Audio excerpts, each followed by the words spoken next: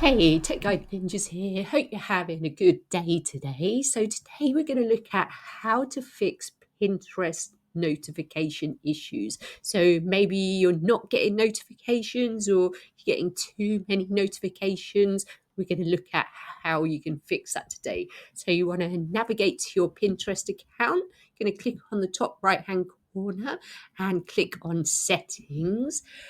From there, you can go to the left-hand side and you should see a tab that says notifications. So here's where you can change your notification settings. So there are quite a lot here, but you can edit them so you only get the notifications you want.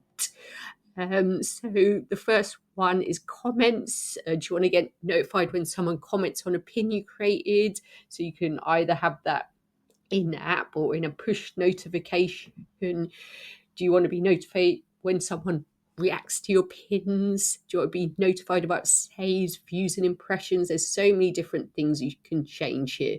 So all you need to do is click on the little down arrow and click on what you want and click off what you don't want. And once you've got all your notification settings how you want them, just click on save and they will be saved for you. So hope that was helpful. That's it for today. Give the video a like and subscribe to the channel.